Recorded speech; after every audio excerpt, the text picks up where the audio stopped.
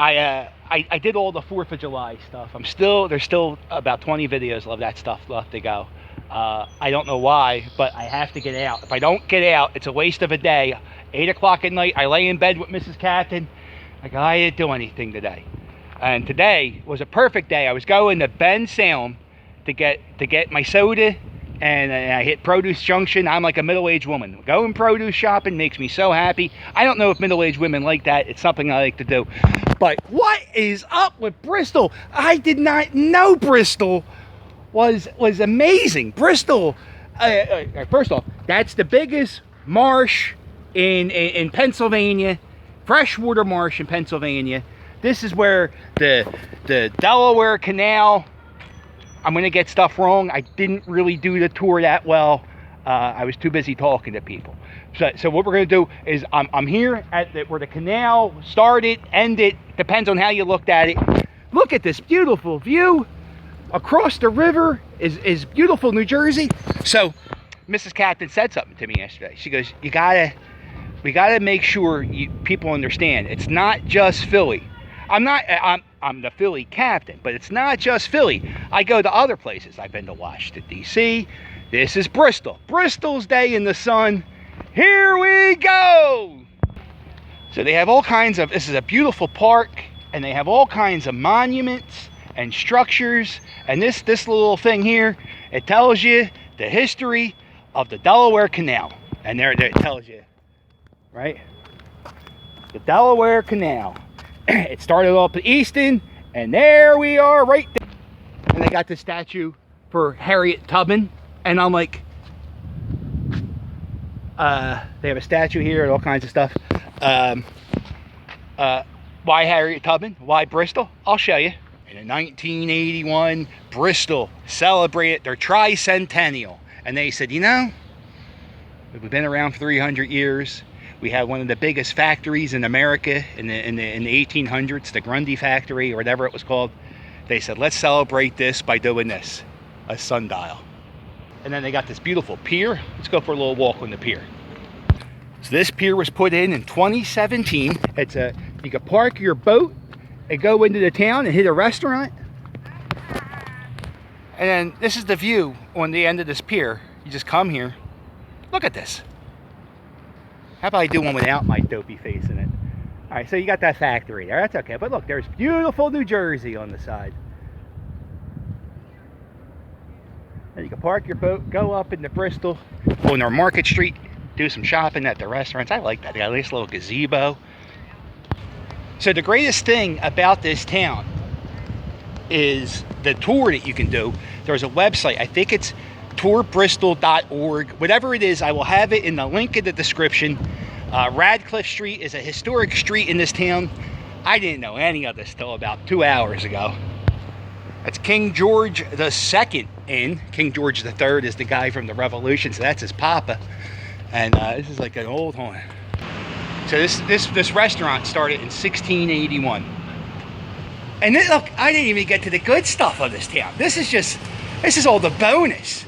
So they have a tour of all the buildings with these historical markers.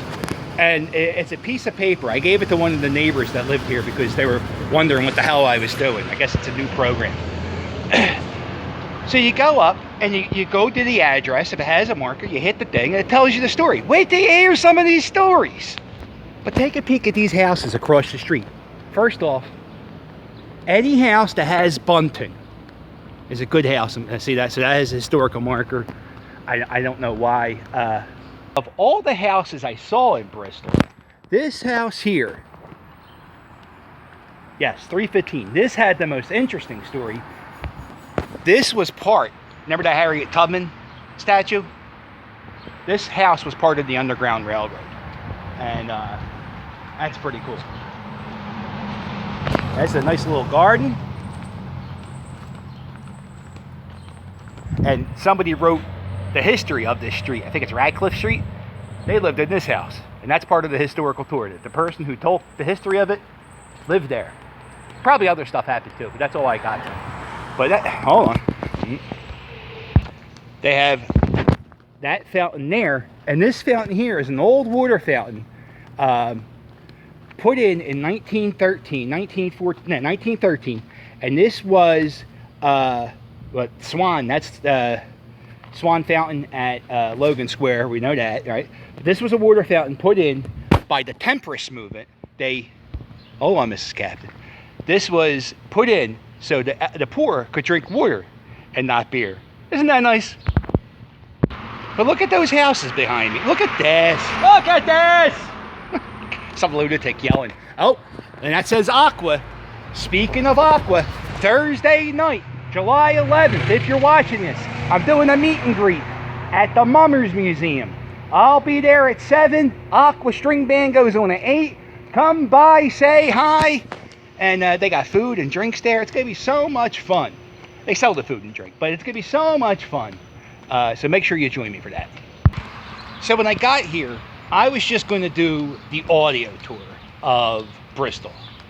But I pulled up and this museum said open. So I didn't know anything about this place. This place here is called the Grundy Museum. I don't know if you know who Joseph Grundy is, but apparently he was a politician and he was a local businessman. But this was the family's house for a long time. Hold on.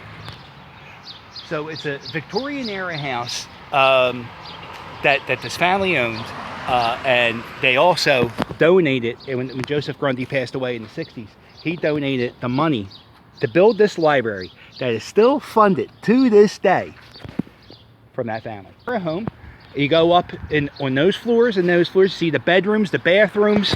It's a free tour. I'm going to have the link to that. It's about a 45-minute tour.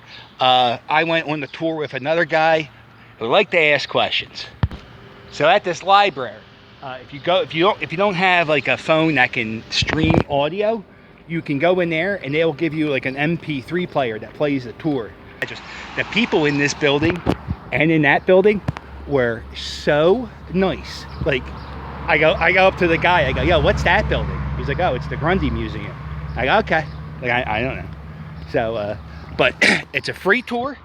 They have donations inside, and when you go on the tour, make sure you always tip your tour guide a few bucks, because yeah, it's a good thing. And there he is, the man himself, Joseph R. Grundy. And he said, if a man does not take pride in his own town, he isn't likely to give a rap for his country either. Well, he didn't say either, he just said his country. So I like that. All right, yeah, I like my town. So there's the back of that mansion, and inside there they have family portraits from the Grundy family, and also I believe it was the Ridge. Damn, see it, the memory's not that good. But there was a gentleman who was a Quaker who left the Quaker. Well, I don't know if he left, but he went and fought in the Civil War because he believed that Abraham Lincoln had a call to arms. He heard the call, and but even the bars up there, they are all original to the house. So it's really neat. The furniture is the original furniture. The rugs that they allow you to walk on are the family rugs. This with this. They got one right here. So here we go. Everybody singing a song. Does this historical marker belong? Joseph Ridgway Grundy, 1863 to 1961. That's almost 100 years. Widely regarded as a key figure in state and national Republican Party politics, he advocated pro-business, low tax, and high tariff policies. Sounds like somebody I know. An influence industry publisher, banker, lobbyist, and a politician. Well, now he doesn't sound like that guy anymore. He founded the PA Manufacturer Association. In 1909, he was a U.S. Senator from 1929 to 1930. His legacy of philanthropy continues through the Grundy Foundation Library, and Museum. You know, I mean, the guy has a museum. Do we need? I guess we need it. Yeah, so, all right. So that's it. That's my trip of beautiful downtown Bristol. Or is this downtown Bristol? I don't even know what the hell this is. Historic Bristol. have that in the background. Why am I standing here? I don't know. Okay, we're going to end it now. All right, what do you say? I say toodles. Okay, I say toodles. Okay, toodles. All right. Toodles.